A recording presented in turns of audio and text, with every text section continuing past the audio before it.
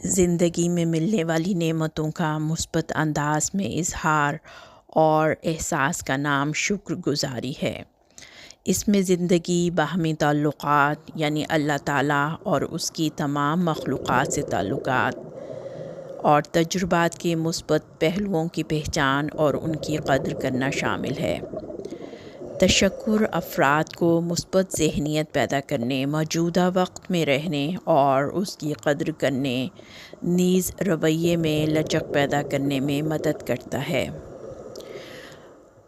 اللہ تعالیٰ قرآن مجید میں فرماتا ہے، سورۃ ابراہیم آیت نمبر 8، لَإِن شَكَرْتُمْ لَأَزِيدَنَّكُمْ، کہ اگر تم میرا شکر ادا کرو گے تو میں تمہیں اور زیادہ اپنی نعمتیں دوں گا۔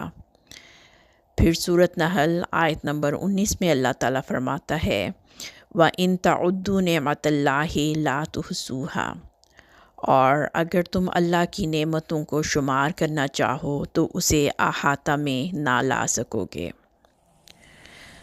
حضرت ابو ہریرہ رضی اللہ تعالیٰ عنہ بیان کرتے ہیں کہ حضرت صلی اللہ علیہ وآلہ وسلم نے فرمایا، جو شخص لوگوں کا شکریہ ادا نہیں کرتا وہ خدا کا بھی شکر ادا نہیں کرتا۔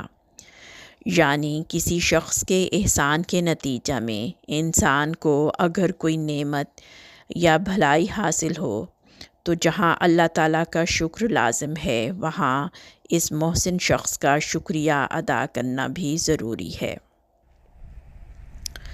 ایک اور حدیث حضرت ابو ہریرہ رضی اللہ تعالیٰ عنہ سے مروی ہے کہ حضرت صلی اللہ علیہ وآلہ وسلم نے فرمایا، ایک شخص راستہ میں جا رہا تھا کہ اس نے کانٹے دار ٹہنی پڑی ہوئی پائی۔ اس نے اس کو راستہ سے ہٹا دیا۔ اللہ تعالیٰ نے اس کی اس نیکی کو بصورت شکریہ قبول فرمایا اور اسے بخش دیا۔ اللہ تعالیٰ کا شکر ادا کرنے کے مختلف طریقے ہیں، جن میں سے چند ایک یہ ہیں۔ نمبر 1 ہے عبادات۔ اللہ تعالیٰ کے حضور شکر گزاری کے لیے عبادات کو قائم کریں اور اس سے اپنا تعلق مضبوط کریں، نیز کثرت کے ساتھ اس کی حمد بیان کریں۔ اللہ تعالیٰ کی نعمتوں، زندگی اور اس کی رہنمائی کا شکریہ ادا کرتے ہوئے روزانہ دعا کریں۔ سورۃ فاتحہ کثرت سے پڑھیں۔ دوسرے نمبر پر ہے غور و فکر۔ زمین و آسمان اور کائنات میں پھیلی ہوئی اشیاء پر غور کرنے کے لیے وقت نکالیں۔ غور و فکر کو اپنی عادت بنا لیں، اس سے آپ کے دل میں اللہ تعالیٰ کی عظمت اور محبت کے جذبے میں اضافہ ہوگا۔ نمبر 3 ہے لکھنا۔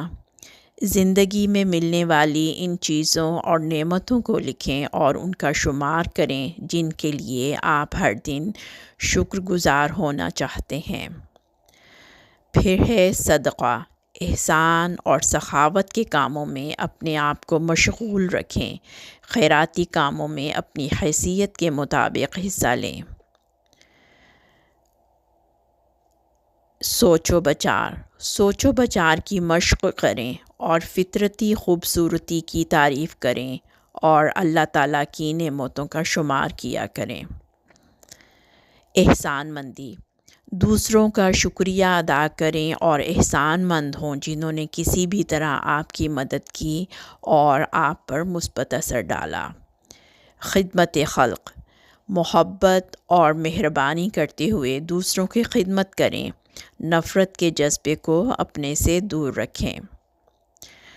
مراقبہ کے دوران شکر گزاری پر توجہ دیں۔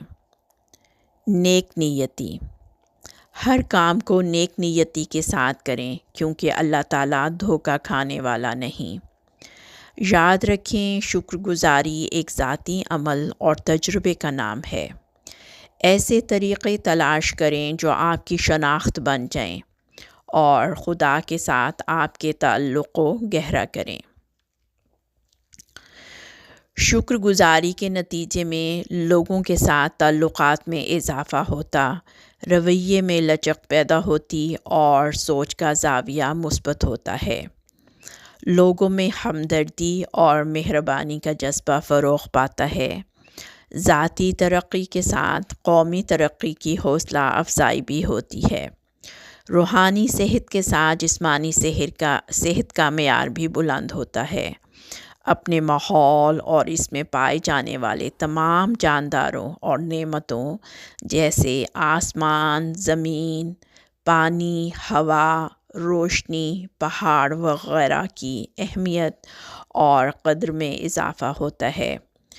دوسروں سے اپنا موازنہ نہ کریں، کیونکہ بسا اوقات موازنہ کے نتیجے میں انسان کے اندر نہ ملنے والی نعمتوں سے محرومی کا احساس اس کو ناشکری کی طرف مائل کر دیتا ہے۔ شکر گزاری کو اپنائیں، کیونکہ شکر گزاری نیک روحوں کی نشانی ہے۔